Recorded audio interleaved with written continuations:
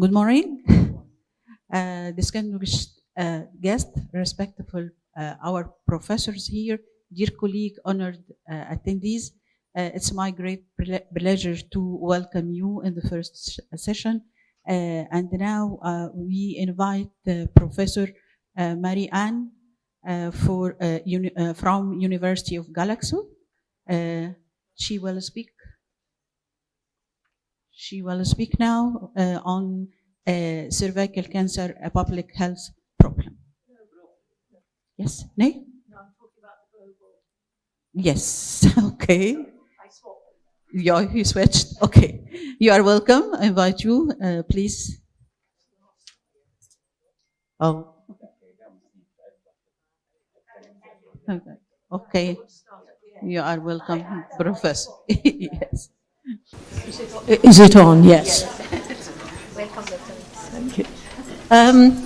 Well, thank you very much indeed for the invitation to be here. It's a real pleasure. I think that what is going on here is sort of inspirational to those who come from the West particularly, where, oops, I better stand over here, hadn't I? Where life is probably rather easier in some ways in this context. But what I want to do actually in this talk is talk about what can be achieved worldwide. And I think the reason for putting the public health problem later will become apparent, because I think it raises a whole lot of new issues that we will need to address.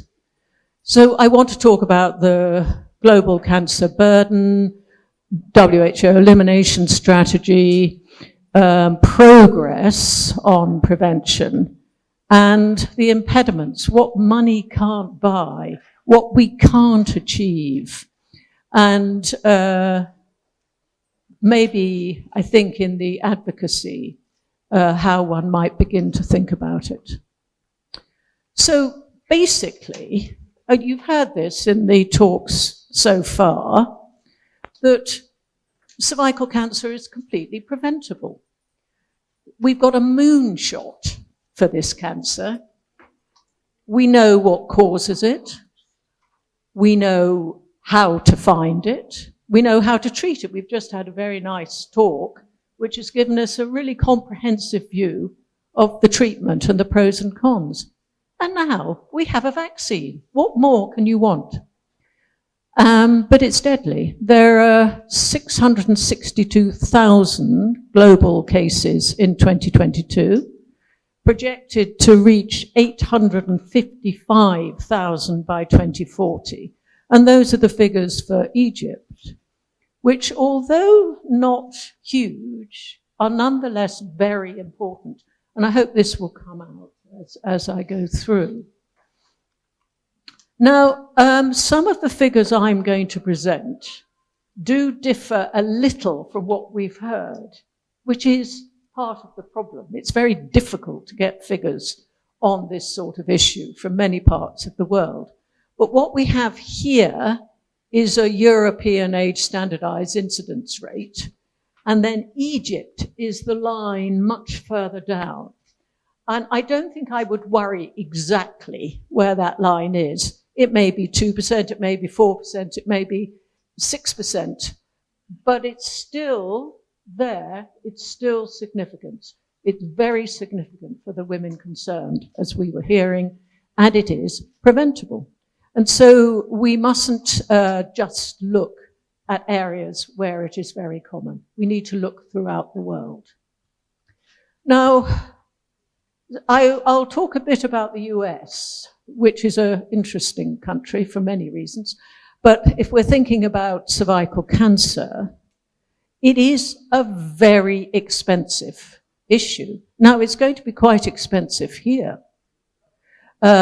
Maybe because there is quite a lot of money from NGOs, Rotary, etc., coming in, this helps. But if it's left to the health service of a particular country, it really costs. And this gives you some idea of the cost in the US, which when somebody dies, it is very expensive. and the continuing care. It's all expensive. And so in the US, £2.3 billion annually. Now that's serious pennies. And okay, in other countries it'll be less, but it's still very serious money. Now, the other thing that people tend to conveniently forget is that the women who die very often have children, and they may have quite a lot of children. And these children are orphaned. And so in 2020, it was estimated that there were over 1 million orphans. And in a deprived community, disadvantaged community, then this is dreadful because there's no one to look after them. They'll be looked after by siblings, and they will have a very disadvantaged life. And as with so many things, as I will emphasize more than once as I speak, disadvantage breeds disadvantage in all areas. And so it's something that we mustn't forget anywhere in the world. Now, one of the good things about trying to treat cervical cancer is the tremendous payback you get. And again, this was done by WHO economy team, and particularly in lower income countries, not just high income countries, you get a big return for your money. For every dollar spent, you will get $26 back. Now, one of the reasons is that women do contribute to the society. I think often people tend to forget that. But they work, they look after the children, they do a lot of unpaid labor. And so this really contributes to the economy of the country. Now, I won't dwell on this because you'll see it 100 times, I think, during the day, 90, 70, 90, but I think it's something everybody here needs to be aware of, and the fact that each country, every country, needs to lower their incidence. Now, I'm going to take this for a slightly different view. When I was a very junior doctor, I was called to see a young woman, very young, who had advanced cervical cancer. And what it was doing, as we heard about very nicely, it was spreading from the cervix. And I wonder if I point with that. Yes, here's the cervix, okay, in the middle of this picture. And it spreads laterally, as we heard. And so what does it hit? It hits nerves. And what does that do? Causes extreme pain. It hits blood vessels and causes hemorrhage. And this woman went on to die because she kept bleeding and nobody could stop it. And it will obstruct the ureter. It also will invade downwards and into the bladder. And so you will get infection, which means that often the women will smell. And in a lot of the rural communities in Asia and Africa, they are completely ostracized because there is nothing they can do about it. So this is the sort of thing that it means to these women. So this is why I think it's important to prevent every single case where possible. Now, we know that it's due to HPV. In the US, again, there are millions of women with it. You do get, we were hearing, skin-to-skin spread, often sexually, but not always. And there are vast numbers of subtypes of HPV. But the vaccine is amazingly effective. 95 to 98%. Now try and beat that for anything. You can't. It is extraordinarily effective. And so you will see that there are countries where it's really moving down towards being eliminated. But it's not quite. And I'm going to talk a little bit more about that in a minute, because it illustrates an important point. And so we hope that it'll get to the point, if you get about 90% coverage and very low incidence of the disease, you will get herd immunity. You don't have to eliminate it in every single person. They will develop herd immunity. And it is very safe, in spite of what people think, in some places in the US particularly. There have been over 270 million doses and a small number of side effects. Now, I want to just mention something else, which is often completely forgotten, and that it's not just young things that you vaccinate because they haven't had sex. You also vaccinate them at that age because they have a much better immune response. The vaccine works better.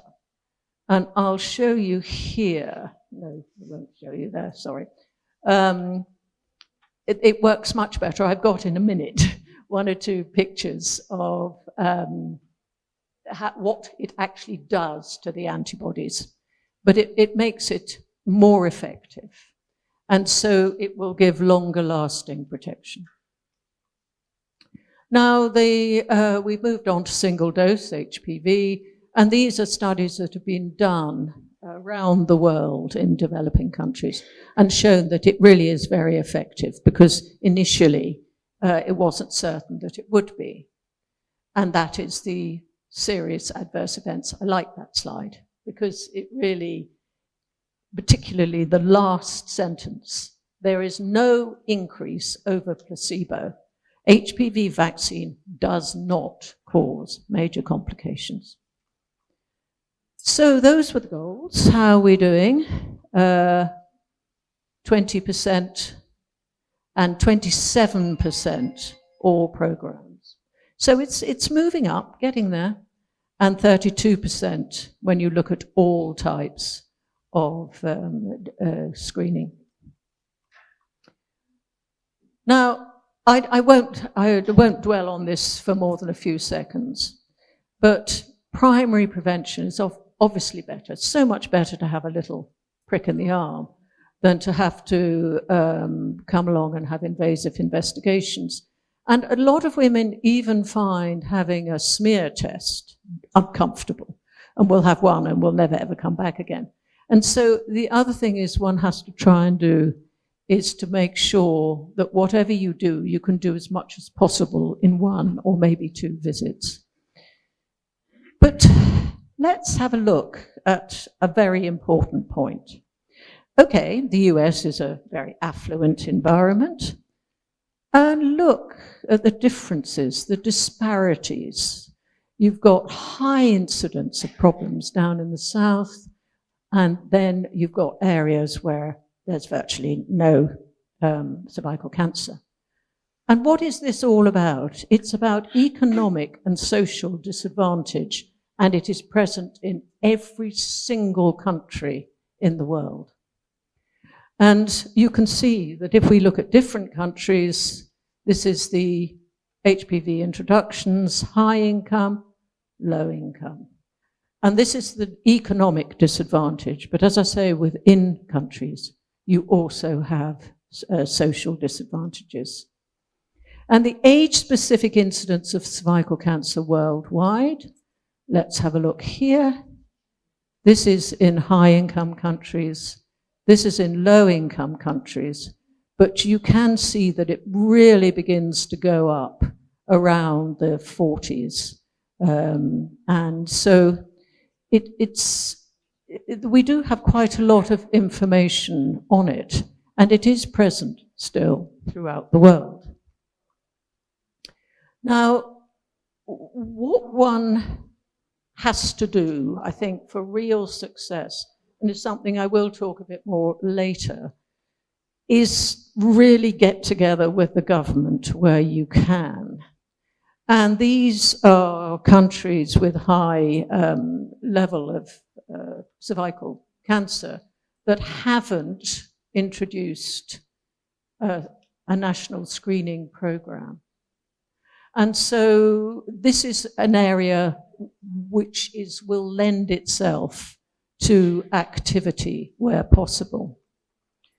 And so you then get the screening coverage picture that looks like this, which really, I get fed up with showing this slide because it just, it shows what you expect, that Africa and South Asia particularly, you've got the poor screening coverage. They just don't have the facility to do it anymore. And this is reflects the incidence.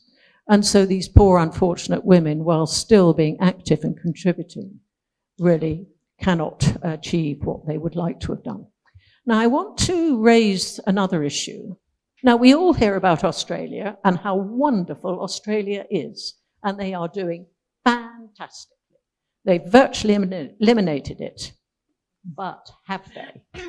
What they're finding is that it varies, again, with the disadvantage. Now, in Australia, you've got indigenous populations, i.e., you've got their Aborigines, and they're also, this is including some of the refugees who come in from outside, who basically are not white native Australians.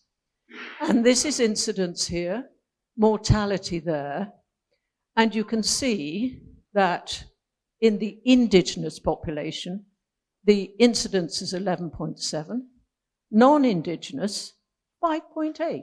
And okay, they're not huge figures, but still there's a huge disparity. And the mortality, again, this same difference.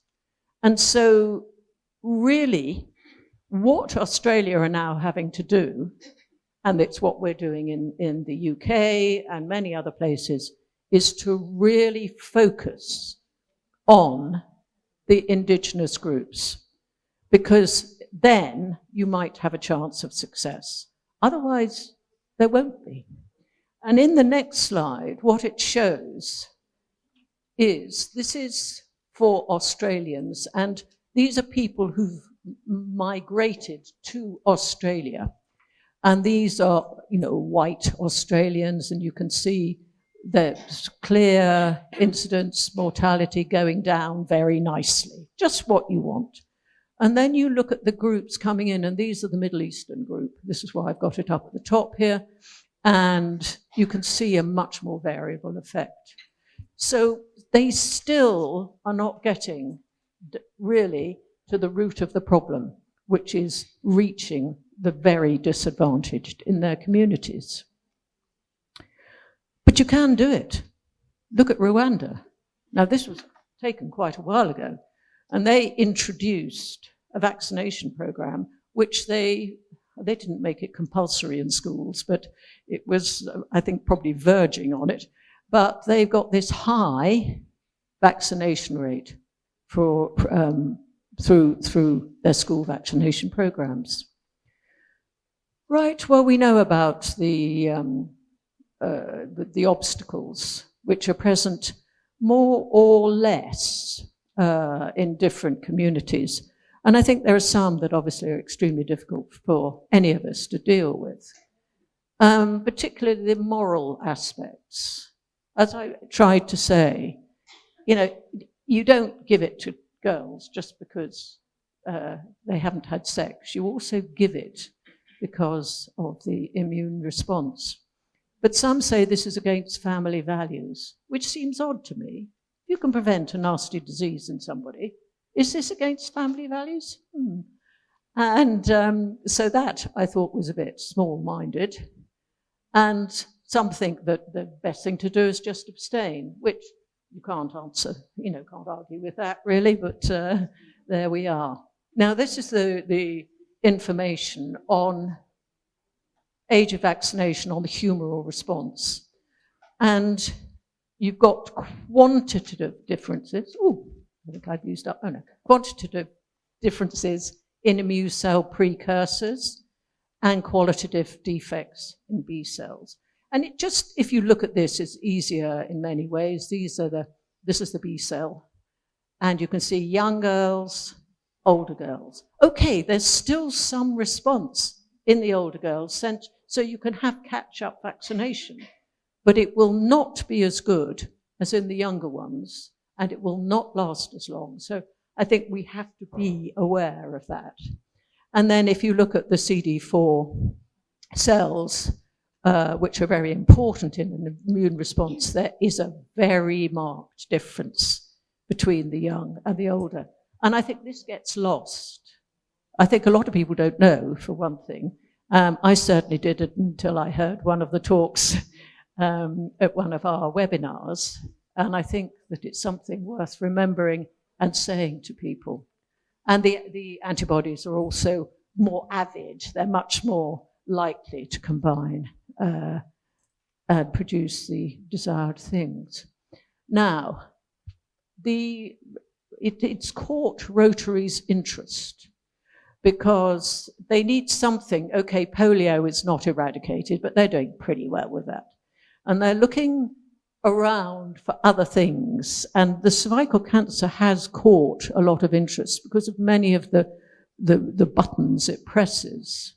And so they are quite keen to continue work.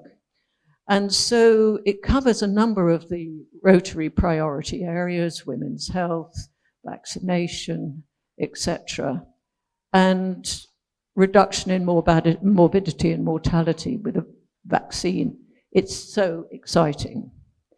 And so I think that so far, and this was 2025 data, 132 global grants to a tune of over 12 million, and third programs of scale. And I think this is what we're all very excited about, is the program here, the program of scale. And it has inspired an awful lot of people to really try and work a lot harder in this area. And I think what one or two of us are very keen to do is to try and look at the outcomes of some of the projects that have been funded to see how successful they are in the longer term. Because I think this is part of the problem, is that people have these wonderful projects, the projects stop, and then the work stops. And this, you know, everybody will be supporting Egypt in a big way, and Amal in particular, to make sure that this doesn't happen here, that we find ways of keeping it going by hook or by crook. And really that's all I've got to say, except again, thank you for the invitation. Thank you so much for a very informative talk to us. I would like to ask, is the vaccination for the cancer cervix obligatory in UK now? Absolutely not. Nothing is obligatory in the UK that might interfere with your rights. And so, no, sorry, that's being a bit facetious. But it's not really obligatory anywhere. I think a lot of it depends on, for example, if you are vaccinating in schools, how you get your consent. Now, in the UK, you have to have parent and child consent. Yeah. Now, in some countries, they can opt out. And if they don't opt out, it's implied they consent. That isn't good enough in the UK, needless to say. I used to do clinical trials, and I was always longing to be able to have opt-out for consent, but no. So, unfortunately, not.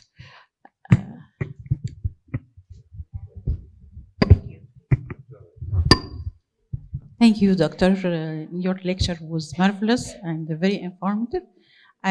From your experience, do you have a model, a public model for in any country around the world to handle this problem as a public problem, to give us a special model for us or other countries how to deal with these public problems?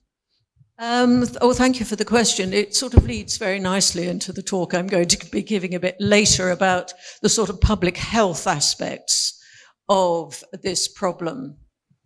I don't think anybody has the ideal solution. I think certainly in Scotland, and I'm going to talk a bit more about what we do in Scotland, where you really do join up your vaccination and your screening and your treating.